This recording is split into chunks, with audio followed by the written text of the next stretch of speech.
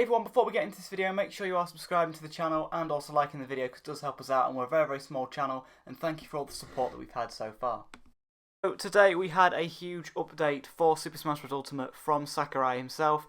Today we found out brand new information about Mythra, Pyra, and kind of the future of Smash. So very exciting video today, talking about pretty much the future of Smash, because Sakurai has given us a huge 35-minute update talking about the future of that today. Of course, you already know the big reveal, that's that Pyra and Mythra are out later today for the Fighters Pass, and also for available to buy separately. So yeah, they're going to be out later today. That was the big news, but there's also some more news shared today in the presentation as well. One bit of news I thought that was interesting is that Sakurai said that when he does the Fighters Pass, or when he does the character into Super Smash Bros, he basically gets a figure of that character so he can see them in like a 3D model. You'd think he'd just use a 3D model from the previously existing game, but he doesn't do that. He actually gets a figure of the characters and is able to see what they're supposed to look like, what they're supposed to do, and all that. So yeah, he actually uses figures for the upcoming DLC fighters. So that's why there was figures of Mythra and also Pyra on the desk from where he was filming the presentation.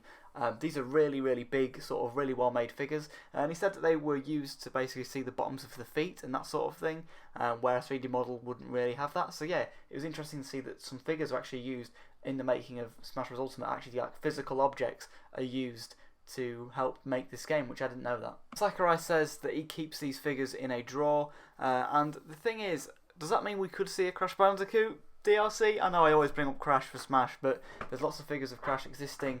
Is it that a thing that we could probably see him be joining into the game? Don't know, maybe that means nothing, but you know, just kind of speculating here. Interesting to see that figures are used for Smash though, nonetheless. However, the same could be said for Sora. There's lots of figures of Sora out there. I don't know, I would just love Crash and Sora to be the final two people for the Fighters Pass, to be honest. I just think that they're just great fits for the game. Maybe it'd be harder to find a Master Chief figure, so maybe that kind of rules some fighters out more than others, or maybe we're just overthinking it. I don't really know at this point. Sakurai also talked about there's only going to be 2 more spaces left within the Fighters Pass. Of course, that makes sense. We already know that there was only going to be 6 in the Fighters Pass Volume 2. I guess that kind of means that, you know, we aren't getting a third Fighters Pass. I mean, nobody said we were anyway, but this kind of, you know, reiterates that no, we're not getting a third Fighters Pass. There is only 2 more slots left. And he kind of hyped up those 2 more reveals. He said that he hopes to actually be in the office for the final 2 presentations. Hopefully he will be. Again, I think on the eShop these are both slated for 2021, so maybe we'll have one in the summer and then maybe one at the end of the year, or we could have one as early as maybe June, July, and then also see one maybe September time. Not really sure, but there's 2 more characters going to be coming out this year.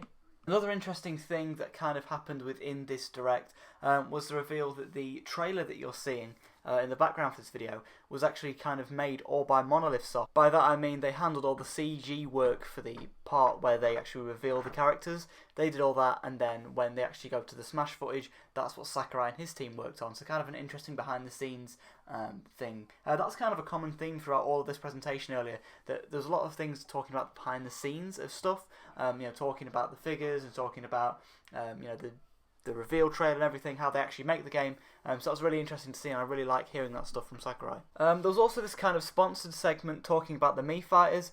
All the Mii Fighters are from Capcom. I was getting Mii Fighters from Monster Hunter and also Ghosts and Goblins. I was kind of disappointed with the Mii Fighters this time around. Usually they choose like a big indie character to do, and there wasn't really that many Mii Fighters there really announced today. Wasn't the best in terms of the Miis.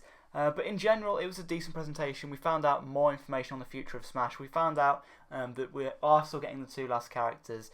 We found out about Mythra and Pyra, and basically we just found out everything we need to know about the characters. They're coming out in just a couple of hours. It's super exciting. Oh, and this was interesting as well. Kind of want to include this in the video before we go. The Spirit board has some new artwork as well for the Xenoblade stuff, which is super interesting to see. Rex is a Spirit and a Mii costume, which kind of deconfirms him, unfortunately. But yeah, super interesting Smash Bros. Ultimate update today. Let me know your thoughts in the comments section below. Hopefully we'll find out more information about Smash as we see the final 2 characters. Hoping that it's Sora or Crash. I'd really like to see those 2 in the game. Alright, let me know your thoughts, everybody, in the comments below, and I'll see you in another update. Cheers for watching.